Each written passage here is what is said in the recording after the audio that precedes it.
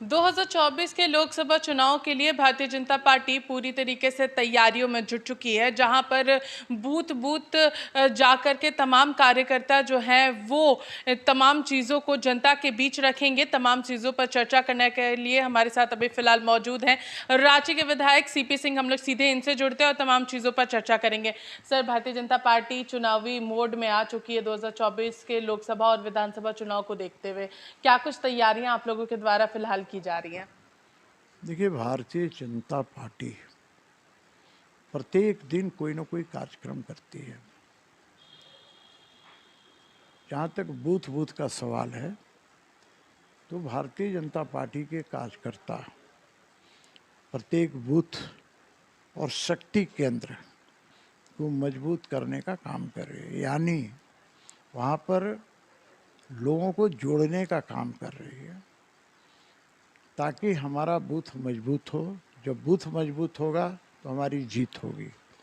इस परिकल्पना के आधार पर भारतीय जनता पार्टी कार्य को आगे बढ़ाती है। इस तरह से कई तरह के कार्यक्रम हैं। अभी पिछले दिनों परसों ही प्रदेश कार्य समिति की बैठक हुई थी और उस बैठक में 1 महीने का टास्क सभी कार्यकर्ताओं को दिया गया है। अब उस टास्क के अंतर्गत प्रत्येक दिन कुछ न कुछ कार्यक्रम करना है। उसी प्रकार से सहयोग, आजीवन सहयोग निधि, वो भी एक टास्क है, क्योंकि पार्टी लोगों के सहयोग से ही चलती है। आम लोगों से सहयोग लेकर और फिर इस कार्यक्रम को किया जाता है। तो अभी हम लोग प्रत्येक बूथ का विस्तारीकरण किया है। पहले से जो बूथ था उसको हम लोगों ने फिर से ठीक करने का काम किया। किसी को हटाया नहीं है, बल्कि साथ में जोड़ने का काम किया है। ये कार्यक्रम हमारा चल रहा है और हम लोग 2024 की तैयारी अभी से ही कर रहे हैं। वैसे तो भारतीय जनता पार्टी का संगठनात्मक कार्य सालों भर चलते रहता है। अभी विशेष रूप से कई तरह के कार्यक्रम आए हैं, जिसमें जनसंपर्क अभियान भी है, विशिष्ट व्यक्तियों के साथ संपर्क अभियान है, लाभार्थी सम्मेलन है, लोकसभा सम्मेलन है, विधानसभा सम्मेलन है। तो कई तरह के कार्य दिए गए हैं, उसे हम सबों को पूरा करना है। सर, अभी फिलहाल जिस तरीके से झारखंड में कई सारे मुद्दे हैं, चाहे वो अभ्यर्थियों का आंदोलन हो 60-40 को लेकर के, या फिर 1932 खतियान की मांग हो, भाषा का आंदोलन हो, कई सारी चीज आंदोलन जो है वो फिलहाल देखने को मिल रहे हैं। जो यहाँ पर लोग कार्यरत थे उन लोगों का आंदोलन चल रहा है कि हम लोगों को वापस से कार्यों में वापस से शामिल किया जाए। कई सारी चीज़ें फिलहाल झारखंड में चल रही है। तो क्या ये एक हार्ड टास्क नज़र आ रहा है 2024 के लिए? किस तरीके से सभी लोगों को एक साथ एक करेंगे? नहीं, देखिए, जो आंदोलन चल रहे हैं, ये लोकतंत्र है ना। लोकतंत्र में अपनी मांगों को लेकर शांतिपूर्ण ढंग से आंदोलन करने का सबको अधिकार है। अब 60-40 को लेकर के जो अभ्यर्थी आंदोलन कर रहे हैं, तो भाई ये बेरोजगार हैं, पढ़े लिखे हैं, उनको नौकरी चाहिए, नौकरी मिल नहीं रहा है, तो आंदोलन तो करेंगे ही ना। तो कई तरह की चीज़ें हैं इस झारखंड के लिए। और मुझे कभी कभी लगता है कि झारखंड में कहीं ना कहीं अभिशाप है कि क्या कारण है कि ये तरह के आंदोलन चलते रहते हैं। क्योंकि सरकार का दायित्व बनता है कि झारखंड में रहने वाले लोगों के अपेक्षाओं और आकांक्षाओं के अनुरूप कार्य करें, लेकिन सरकार काम नहीं करती है, तो इस तरह की चीज़ें आती हैं।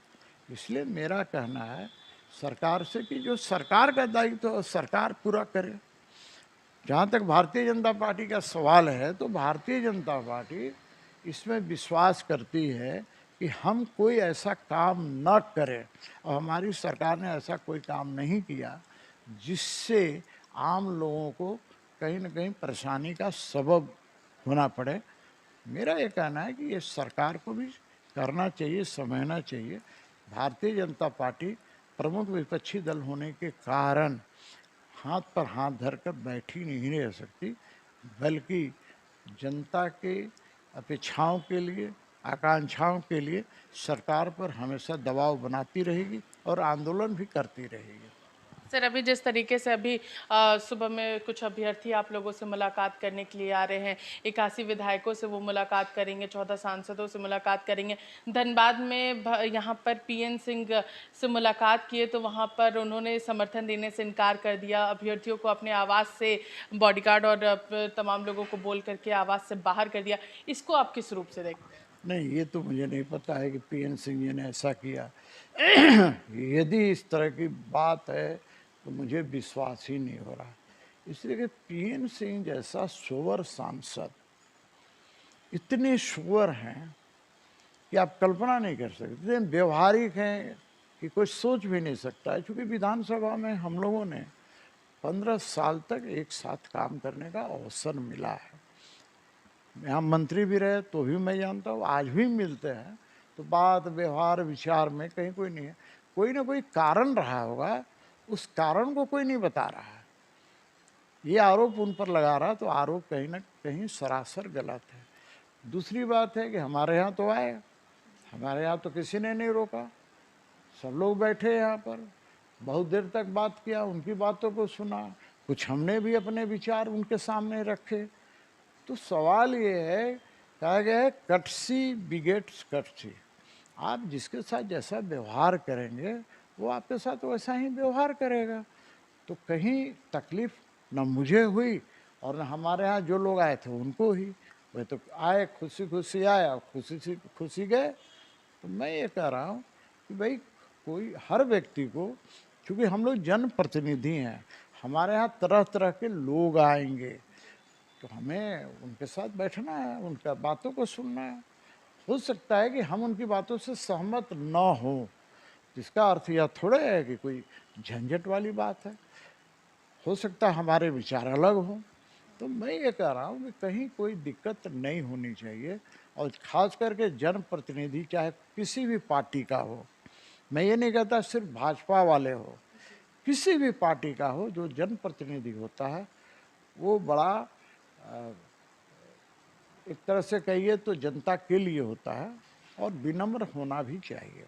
अगर बात करें सर, अभी 32 का खतियान हो, चाहे 27% ओबीसी आरक्षण की बात हो, सरना धर्म कोड के विधेयक की बात हो, कई सारे ऐसे विधेयक जो हैं वो राज्यपाल के पास गए। सरना धर्म कोड का जो विधेयक है वो केंद्र के पास अटका हुआ है। 32 का खतियान जो विधेयक था उसे राज्यपाल ने लौटा दिया। 27% ओबीसी आरक्षण वाला विधेयक लौटा दिया। तो ये आरोप लग रहा है कि भारतीय जनता पार्टी ये सारी चीज़ें होने नहीं देना चाहती है, क्योंकि उन लोगों के पास फिर 2024 के लिए मुद्दा ही नहीं रहेगा, इसीलिए बैकडोर से वो इन विधेयकों को वापस करवा रही राज्यपाल से। नहीं, ये आरोप लगाने वाले नासमझ लोग हैं, उन्हें समझदारी का अभाव है। यदि समझदारी होती तो ऐसे आरोप नहीं लगाते, या जानबूझ के आरोप लगा रहे हैं। महामहिम राज्यपाल के पास यदि आप त्रुटि रहित कोई भी विधेयक भेजते हैं तो महामहिम राज्यपाल चाहे कोई भी हो, उसे निश्चित रूप से अपनी संतुति देकर, अपनी सहमति देकर सरकार को भेजेगी। लेकिन त्रुटि रहेगी तो भाई कोई राज्यपाल रहेगा वो तो आंख मूंद कर साइन नहीं करेगा ना। आखिर उसके यहाँ भी तो पदाधिकारी हैं, कर्मचारी हैं, ज़्यादा समझने की बात है तो विधिवेताओं से, कानूनविदों से राय लेते हैं, और जब वो त्रुटि निकालते हैं तो त्रुटि को ठीक करने के लिए राज्य सरकार के पास भेजते हैं। इसमें गलत कहाँ है? यही तो समझदारी का अभाव है। ये समझते हैं कि हम जो भेजें वो सारा का सारा आंख मूंद कर सिग्नेचर करके मुहर लगा के और महामहिम राज्यपाल भेज दें। बहुत से विधेयक जाते हैं, इस सरकार में बहुत से विधेयक भेजा है, वो महामहिम राज्यपाल ने उस पर अपना मुहर और सिग्नेचर करके भेजा है कि नहीं? हाँ, लेकिन आप गलत भेजिएगा तो कोई राज्यपाल रहेगा नहीं करेगा, अब करना भी नहीं चाहिए। तो अभ्यर्थियों का समर्थन कर रहे जो आज आपको उन्होंने ज्ञापन दिया है। बिल्कुल मैं इस बात से सहमत हूँ कि भाई झारखंड राज्य में यहाँ के जो भी मूलवासी हैं, जो भी आदिवासी हैं, चाहे कोई भी हो झारखंड के अंदर, उनको तृतीय और चतुर्थ वर्गीय की नौकरी मिलनी चाहिए और 100% मिलनी चाहिए। तो ये थे हमारे साथ रांची के विधायक सीपी सिंह, जिन्होंने तमाम बातों पर हमारे साथ चर्चा की और साथ ही साथ इनका स्पष्ट रूप से कहना है कि हम तमाम अभ्यर्थियों के साथ हैं, उनकी मांग एकदम जायज़ है। और जहां तक बात रही पीएन सिंह का जो मामला सामने आया था, तो क्या कुछ वहां पर हुआ था, ये पूरी जानकारी जो है वो नहीं मिल रही है। जो चीज़ें देखने को मिली वो फिलहाल यहाँ पर सवाल रहेंगे कि आखिर क्या कुछ उनके आवास में हुआ था। फिलहाल मेरे साथ इतना ही, तब तक के लिए देखते रहिए रिपोर्टर पोस्ट। मैं पूजा, नमस्कार।